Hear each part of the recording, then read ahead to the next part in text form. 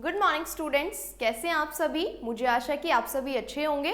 स्वागत है फिर से आप सभी का जीरो टू हीरो बैच में और मैं आप सभी के साथ हूं सैनिक स्कूल एंट्रेंस एग्जाम की हिंदी भाषा के साथ। तो बच्चों, जैसे कि आप सभी जानते हैं कि जीरो टू हीरो बैच में हम प्रीवियस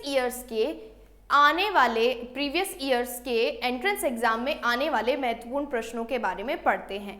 तो बच्चों, आज हम इस वीडियो लेक्चर में पूरा करेंगे हमारे 2018 वर्ष का सैंपल पेपर। जो क्वेश्चन पेपर आपको 2018 में आया हुआ था उसका विस्तार से व्याख्या आज हम इस वीडियो लेक्चर में करने वाले हैं। तो बच्चों, सबसे पहले आप सभी देखिए कि आज कौन सा प्रकरण हम शुरू करेंगे। सैनिक स्कूल कक्षा 6 हिंदी भाषा प्रश्न पत्र 2018 भाग 1।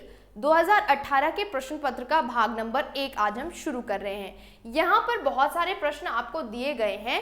इन प्रश्नों में आपको क्या करना है, इन प्रश्नों को देखना है कि किस तरह के प्रश्न आपको यहाँ पर दिए गए हैं और इन प्रश्नों को समझना है और उनका हल क्या है वो सही उत्तर आपको देखना है। तो चलिए शुरुआत करते हैं हमारे आज के सुविचार से। हमारा सुविचार क्या है? स्वयं पर विश्वास रखो। आज का हमारा सुविचार है स्वयं पर विश्वास रखो। बच्चों, इसका क्या अर्थ हुआ? अगर हम हमारे ऊपर विश्वास रखते हैं, अगर हमें हमारे ऊपर विश्वास है तो हम किसी भी नामुमकिन कार्य को मुमकिन कर सकते हैं, अर्थात असंभव कार्य को संभव कर सकते हैं। अगर हम स्वयं पर विश्वास करते हैं तो हम हमारे लिए कुछ भी नामुमकिन नहीं है। ठीक है, जैसे कि चित्र आपको दिखाया गया है कि एक पशु है यहाँ पर जिसका नाम हाथी है। हाथी ऊपर जाने की कोशिश कर रहा है और उसे स्वयं पर विश्वास है कि हाँ वो ऊपर चला जाएगा। तो हम कब कर पाते हैं वो नामुमकिन असंभव कार्य? जब हम अपने आप पर विश्वास करते हो। देखते हैं, चलिए आगे अब हम बढ़ते हैं हमारे प्रश्नों की तरफ। सबसे पहला प्रश्न आपको गद्यांश से संबंधित यहाँ पर मिल रहा है। देखिए क्या प्रश्न है। प्रश्न दिया गया है 1 से 5 तक के उत्तर निम्नलिखित पद्यांश को पढ़कर दें। आपको पहले प्रश्न में क्या करना है, एक पद्यांश दिया गया है, इस पद्यांश को पढ़कर आपको कुछ प्रश्नों के उत्तर देने हैं। ठीक है बच्चों, और पद्यांश जब हमें हल करना होता है, सबसे अच्छी ट्रिक जो है पद्यांश को हल करने की वो क्या है? सबसे पहले हमें प्रश्नों को पढ़ना चाहिए। हम क्या करते हैं कि सबसे पहले पद्यांश को पढ़ना शुरू कर देते हैं, लेकिन ये सही नहीं है। देखिए कैसे सही नहीं है। अगर हम पद्यांश पहले पढ़ रहे हैं तो पद्यांश हमें समझ में आ गया, लेकिन अगर हम प्रश्न पहले पढ़ लेते हैं तो प्रश्न पढ़ने के बाद जब हम पद्यांश पढ़ते हैं तो हमें प्रश्न जो भी थे उस सब के उत्तर साथ साथ मिलते हुए चले जाते हैं। ठीक है, तो सबसे आसान ट्रिक क्या है? हमें सबसे पहले प्रश्न पढ़ने हैं। तो चलिए सबसे पहले हम क्या करते हैं, हम सबसे पहले इस पद्यांश के लिए जो प्रश्न दिए गए हैं उनको पढ़ते हैं। क्या प्रश्न है? सबसे पहला, भारतीय सेना के सभी रैंकों के लिए वीरता पुरस्कारों की शुरुआत कब की गई थी? भारतीय सेना में जो अलग अलग रैंक दी गई थी उन्हें पुरस्कार देने के लिए या पुरस्कार देने की शुरुआत जो है वो कब की गई थी? यहाँ पर ऑप्शंस दिए 1947 के बाद, भारत छोड़ो आंदोलन के बाद, दूसरे विश्व युद्ध के बाद, भारत गणराज्य बनने के बाद। प्रश्न 2, कौन सा वीरता पुरस्कार सबसे ऊंचा माना जाता है? हमारे पद्यांश को पढ़कर हमें बताना है कि जितने भी पुरस्कार यहाँ पर दिए गए होंगे उन सभी पुरस्कारों में से सबसे ऊंचे स्तर पर कौन सा पुरस्कार रखा गया है। आगे देखते हैं। प्रश्न 3, भारत एक गणराज्य कब बना? भारत एक गणराज्य देश कब बना, ये हमें यहाँ पर बताना है। यहाँ पर ऑप्शंस दिए गए हैं, इन ऑप्शंस में से आपको सही उत्तर चुनकर बताना है। चलिए प्रश्न नंबर 4, भारत को स्वतंत्रता कब मिली? भारत को कब स्वतंत्रता मिली? यहाँ पर 4 ऑप्शंस आपको दिए गए हैं। पद्यांश को पढ़ने के बाद आपको सही उत्तर यहाँ पर मार्क करना है। अगला प्रश्न देखते हैं।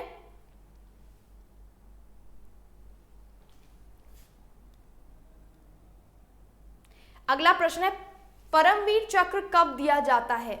परमवीर चक्र, यहाँ पर कई सारे सम्मानों के बारे में, इस पद्यांश में कई सारे सम्मानों के बारे में बताया गया है और पूछा है यहाँ पर आपसे कि परमवीर चक्र जो एक सम्मान है, जो सम्मानित रैंकों को अलग अलग स्तरों के अनुसार दिया जाता है, वो कब दिया जाता है, किस चीज के लिए दिया जाता है?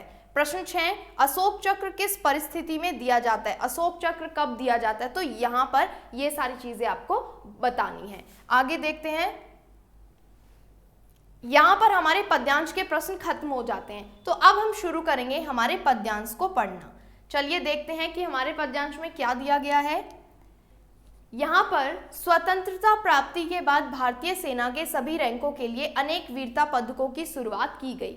स्वतंत्रता प्राप्ति के बाद अलग अलग रैंकों के लिए यहाँ पर अलग अलग तरह के सम्मानों का आयोजन किया जाने लगा, उन्हें अलग अलग सम्मानों से सम्मानित किया जाने लगा। ठीक है, उनमें परमवीर चक्र का स्थान सबसे ऊपर आता है। सबसे ऊपर, सबसे ऊंचे स्तर का जो सम्मान था वो कौन सा था? परमवीर चक्र, जिसे शत्रु का सामना करते हुए युद्ध भूमि में अभूतपूर्व साहस का परिचय देने के लिए दिया जाता है। और परमवीर चक्र कब दिया जाता है? जब हम युद्ध भूमि में दुश्मन के सामने रहते हुए अच्छी तरह से प्रदर्शन करते हैं और हम विजय पा लेते हैं। परमवीर चक्र तथा अन्य पदकों के शुरुआत भले ही 26 जनवरी 1950 को भारत के एक गणराज्य बनने के बाद हुई हो। परमवीर चक्र तथा ये जो अलग अलग तरह के पदक थे, भले ही इनकी खोज भारत के गणराज्य बनने के बाद हुई। तो प्रश्न में आपने देखा था ना कि वहां पर प्रश्न आया था कि भारत गणराज्य कब बना? 26 जनवरी 1950 को। तो इस तरह से जो प्रश्न हमने पढ़े थे, हमें साथ साथ ये यहाँ पर मिल गए हैं। तो आप क्या करेंगे? इन प्रश्नों के उत्तर को रेखांकित कर लेंगे। ठीक है, लेकिन उन्हें उन सभी अधिकारियों और जवानों को भी प्रदान किया गया था जिन्होंने 15 अगस्त 1947 के भारत के आज़ाद होने के बाद किसी भी लड़ाई में भाग लेते हुए असाधारण शौर्य का परिचय दिया। देखिए, गणराज्य बनने के बाद भले ही ये सभी जवानों और अधिकारियों को दिया गया, लेकिन उन सारे जवानों को भी ये पुरस्कार दिए जाने लगे थे जो छोटे मोटे युद्ध में अपने शौर्य को प्रदर्शित कर रहे थे। आगे देखते हैं, महत्व की दृष्टि से महावीर चक्र इस क्रम में दूसरे नंबर पर आता है। महावीर चक्र, सबसे पहले परमवीर चक्र हमने पढ़ा, अब हम दूसरे नंबर पर महावीर चक्र दिया गया है कि दूसरे नंबर पर महावीर चक्र जो है वो प्रधान है। देखिए, इसके बाद वीर चक्र आता है। सबसे पहले परमवीर चक्र, महावीर चक्र, फिर वीर चक्र, अशोक चक्र, फिर अशोक चक्र आ गया। वीरता के लिए दिया जाने वाला वह सर्वोच्च सम्मान है। अशोक चक्र जो है वो वीरता के लिए दिया जाने वाला वह सर्वोच्च सम्मान है जिसे ऐसी परिस्थिति में दिया जाता है जब दुश्मन का आमना सामना न किया गया हो लेकिन वीरता प्रदर्शित की गई हो। इसे वरीयता के क्रम से परमवीर चक्र से ठीक नीचे रखा गया है। ये एक ऐसा चक्र है, अशोक चक्र, ये तब हमारे सैनिकों या अधिकारियों को दिया जाता है जब वो दुश्मन के सामने भी ना होकर अपनी वीरता को प्रदर्शित करें, तब ये वाला पुरस्कार जो है वो दिया जाता है। जब दुश्मन का आमना सामना ना हो और हम अपनी वरीयता वहां पर रखें, और वरीयता के क्रम से इसको परमवीर चक्र के ठीक नीचे रखा गया है। इस कड़ी से आगे इसी तरह आगे कीर्ति चक्र, शौर्य चक्र भी आते हैं। इस तरह से चक्र जो है वो स्तर के अनुसार यहाँ पर दिए गए हैं। अब देखते हैं हम प्रश्न। पहला प्रश्न है, भारतीय सेना के सभी रैंकों के लिए वीरता पुरस्कारों की शुरुआत कब की गई? भारत के सभी रैंकों की जो वीरता पुरस्कार यहाँ पर दिए जाते थे उनकी शुरुआत कब की गई, ये पूछा है। 1947 के बाद, भारत छोड़ो आंदोलन के बाद, दूसरे विश्व युद्ध के बाद, भारत गणराज्य बनने के बाद। जब भारत गणराज्य बन गया था 26 जनवरी 1950 को, तभी इन सारे सम्मानों की, इन सारे पदकों की शुरुआत की गई थी। तो हमारा सही उत्तर कौन सा हुआ? डी। कौन सा वीरता पुरस्कार सबसे ऊंचा माना जाता है? सबसे ऊंचा माना जाने वाला वीरता पुरस्कार कौन सा है? अशोक चक्र, महावीर चक्र, परमवीर चक्र या शौर्य चक्र? आपने पढ़ा शुरुआत से पद्यांश में, और पद्यांश के आखिर तक हमने बात की कि परमवीर चक्र को जो है वरीयता से सबसे ऊपर रखा गया है। तो हमारा सही उत्तर कौन सा हुआ? सी, परमवीर चक्र। आगे देखते हैं अगले वाला प्रश्न। अगले वाला प्रश्न क्या है? भारत एक गणराज्य देश कब बना? भारत को एक गणराज्य कब घोषित किया गया? यहाँ पर चार ऑप्शंस दिए हैं, 26 जनवरी 1950, 15 अगस्त 1857, 23 अगस्त 1942, 15 जनवरी 1950। तो भारत गणराज्य कब बना था? हमने पद्यांश पढ़ते समय भी वहां रेखांकित किया था। उत्तर क्या था? 26 जनवरी 1950 को भारत गणराज्य बन गया था। आगे देखिए, भारत को स्वतंत्रता कब मिली? भारत को कब स्वतंत्रता मिली? 26 जनवरी 1950, 23 अगस्त 1847 को भारत को स्वतंत्रता मिली। 1 जून 1950 और 15 अगस्त 1947, इनमें से कब, यहाँ पर कुछ दिनांक दिए गए हैं, इन दिनांकों में से आपको छांटना है कि भारत को स्वतंत्रता कब मिली। तो यहाँ पर 4 दिनांक दिए गए, हमें पता है कि 15 अगस्त 1947 को हम स्वतंत्रता दिवस के रूप में भी मनाते हैं और इसी दिन भारत को स्वतंत्रता प्राप्त हुई थी। ठीक है बच्चों, तो ये था हमारा पद्यांश से संबंधित प्रश्न। आगे देखते हैं, आगे प्रश्न दिए गए हैं। प्रश्न नंबर 5, परमवीर चक्र कब दिया जाता है? कब आपको परमवीर चक्र दिया जाता है? दुश्मन के सामने सर्वोच्च वीरता के लिए, सर्वोच्च वीरता के लिए जब दुश्मन आमने सामने न हो, ओलंपिक में अच्छे प्रदर्शन के लिए, अपने जवानों का हौसला बढ़ाने के लिए। कब हमें परमवीर चक्र जो है वो दिया जाता है? कब दिया जाता है? दुश्मन के सामने सर्वोच्च वीरता के लिए। ठीक है बच्चों, दुश्मन के सामने जब हम सर्वोच्च वीरता का प्रदर्शन करते हैं तब हमें कौन सा चक्र, परमवीर चक्र जो है वो दिया जाता है। प्रश्न नंबर 6, अशोक चक्र किस परिस्थिति में दिया जाता है? ऐसी कौन सी परिस्थिति होती है जिसमें अशोक चक्र दिया जाता है? तो इस प्रश्न को आप यहाँ पर दिया गया है, युद्ध में अच्छे प्रदर्शन के लिए, दुश्मन की खबर उच्च स्तर से जानने के लिए, सर्वोच्च वीरता के लिए जब दुश्मन आमने सामने ना हो, ये इसका ऑप्शन नंबर सी है। ठीक है, और इनमें से कोई नहीं। इसका ऑप्शन नंबर डी क्या है?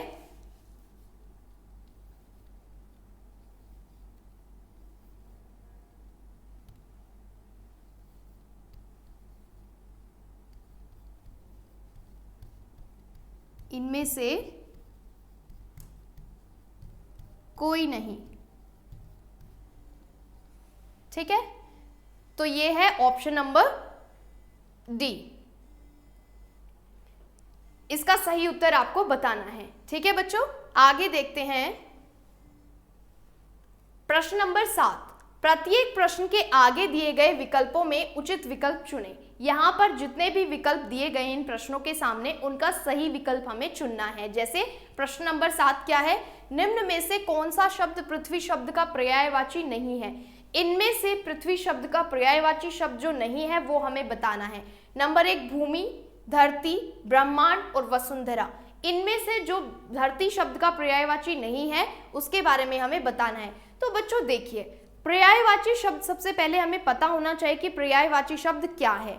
अगर आप इस तरह के प्रकरणों के बारे में विस्तार से पढ़ना चाहते हैं तो आपको इसके लिए हमारे एप्लीकेशन के कोर्सेज को अवेल करना पड़ेगा। अगर आप इस तरह के सारे प्रकरणों के बारे में विस्तार से पढ़ना चाहते हैं तो आपको एक एप्लीकेशन डाउनलोड करना होगा और उसमें आ रहे कोर्सेज को अवेल करना होगा। इन सारे कोर्सेज में आपको क्या क्या फैसिलिटीज अवेलेबल होंगी, देखिए आपको यहाँ पर कॉन्सेप्ट बेस्ड वीडियोस मिलेंगी, टॉपिक वाइज क्विज मिलेंगी, मिक्स क्विजेस मिलेंगी, आपको प्रीवियस ईयर्स के सारे सैंपल पेपर्स यहाँ पर मिलेंगे, जिनकी प्रिपरेशन करके और जिन क्वेश्चंस की प्रैक्टिस करके आप सभी अपने एग्जाम को क्रैक कर सकते हैं। ठीक है, और आपको यहाँ पर प्रीमियम टेलीग्राम ग्रुप भी आपको अवेलेबल मिलेगा। प्रीमियम टेलीग्राम ग्रुप का देखिए क्या सुविधा ये आपको दी गई है। प्रीमियम टेलीग्राम ग्रुप पे आपको प्रतिदिन का स्केड्यूल आपका शेयर किया जाएगा। बिल्कुल जैसे आप अपने विद्यालय में टाइम टेबल के अनुसार पढ़ते हैं, वैसे ही आपको सैनिक स्कूल एंट्रेंस एग्जाम को देने के लिए किस विषय का कौन सा भाग आज पूरा करना है, वही सारा टेलीग्राम प्रीमियम ग्रुप पर आपको स्केड्यूल आपका शेयर किया जाएगा। ठीक है, और इसी के साथ जिन बच्चों के पास नेटवर्क की अच्छी सुविधा नहीं है वो हमारा पेन ड्राइव कोर्स अवेल कर सकते हैं। पेन ड्राइव कोर्स आप परचेज कीजिए, आप इसको अपने लैपटॉप, कंप्यूटर और अपने एंड्रॉइड्स में भी यूज कर सकते हैं। तो आप इन सारी चीज़ों का लुत्फ उठा सकते हैं और इन आपके सैनिक स्कूल के अंतर्गत आने वाले बहुत सारे प्रकरणों को विस्तार से भी इस कोर्स में पढ़ सकते हैं। ठीक है, तो चलिए आ जाते हैं हम वापस अपने प्रश्न पर कि धरती शब्द का पर्यायवाची इनमें से कौन नहीं है। भूमि धरती का पर्यायवाची है, धरती, ब्रह्मांड और वसुंधरा। अब इनमें से देखिए, भूमि जो है धरती का पर्यायवाची है, धरती भी धरती का पर्यायवाची है और वसुंधरा भी धरती का ही पर्यायवाची है। तो इनमें से सही उत्तर क्या हुआ? ब्रह्मांड। निम्न में से कौन सा शब्द उन्नति शब्द का पर्यायवाची नहीं है? उन्नति अग्रसर होना, प्रगति पर आना, है ना, उन्नति का अर्थ ये हुआ। तो वही पर्यायवाची शब्द, समान अर्थ रखने वाले शब्द जो हैं वो पर्यायवाची शब्द होते हैं। विस्तार से पढ़ने के लिए आपको एप्लीकेशन के कोर्सेज को अवेल करना होगा। ठीक है, चलिए प्रश्न पर आ जाते हैं। निम्न में से कौन सा शब्द उन्नति शब्द का पर्यायवाची नहीं है? हानि नुकसान होता है, विकास मतलब आगे बढ़ना, वृद्धि भी आगे बढ़ना और प्रगति भी आगे बढ़ना। तो इनमें से सही उत्तर कौन सा हुआ? सही उत्तर हुआ हानि, नुकसान होना। उन्नति तो आगे बढ़ना है, विकास होना है, तो इनमें से इसका पर्यायवाची जो नहीं है वो क्या है? हानि। आगे देखते हैं अगला प्रश्न। निम्न में से कौन सा शब्द आकाश शब्द का पर्यायवाची नहीं है? आकाश शब्द का पर्यायवाची जो इनमें से नहीं है वो हमें यहाँ पर बताना है। तो आकाश शब्द का पर्यायवाची देखिए, आकाश क्या है? आसमान जो अनंत तक फैला हुआ है। लोचन, लोचन का अर्थ है नेत्र, गगन का अर्थ है आसमान, अंबर का भी अर्थ आसमान है और नभ का भी अर्थ आसमान ही है। तो ये तीनों ऑप्शन जो है वो पर्यायवाची आ रहे हैं, समान अर्थ दे रहे हैं। लेकिन पहले वाला जो ऑप्शन है लोचन, उसका अर्थ अलग है, तो इसीलिए यहाँ पर सही उत्तर इस प्रश्न का क्या हुआ? लोचन। निम्न में से कौन सा शब्द कमल शब्द का पर्यायवाची नहीं है? कमल क्या है? हमारा राष्ट्रीय फूल है। अब यहाँ बताना है कि कमल शब्द का पर्यायवाची है। इनमें से कौन सा कमल शब्द का पर्यायवाची है? कौन सा है? नयन, अगन, पंकज और अनल। अब देखिए, नयन आंख होती है, अगन एक तरह से बेचैनी, पंकज जलज, ये कमल शब्द का पर्यायवाची है और अनल होती है वायु। तो यहाँ पर सही उत्तर कौन सा हुआ हमारा? सही उत्तर हो गया हमारा सी, पंकज। ठीक है, आगे बढ़ते हैं। प्रश्न नंबर 11। निम्न में से कौन सा शब्द हाथी शब्द का पर्यायवाची है? हाथी शब्द का पर्यायवाची अर्थात हाथी जैसे समान अर्थ वाले शब्द को हमें यहाँ पर बताना है। मेघ बादल, बृहस्पति एक ग्रह का नाम है, गजर हाथी को कहते हैं और महेश एक देवता है। तो इसमें से सही उत्तर हमारा कौन सा हुआ? सी, गजर, जो हाथी का पर्यायवाची है। आगे देखते हैं आज्ञा का पालन करने वाला। जैसे कि यहाँ पर एक शब्द के लिए अनेक शब्दों के लिए एक शब्द वाले आ गए हैं प्रश्न। ठीक है, हमें यहाँ पर शब्दों का समूह दिया गया है जिसके लिए हमें एक शब्द देना है। तो देखिए, आज्ञा का पालन करने वाला, जो आज्ञा मानता हो उसको क्या कहेंगे? आज्ञाकारी, निर्भीक, डरपोक और सुंदर। सबसे पहले ही हमें पहला ऑप्शन पढ़ते ही हमें हमारा उत्तर मिल जा रहा है आज्ञाकारी, अर्थात आज्ञा के अनुसार कार्य करने वाला कौन हुआ? आज्ञाकारी हुआ। तो इसका सही उत्तर क्या हो गया? आज्ञाकारी।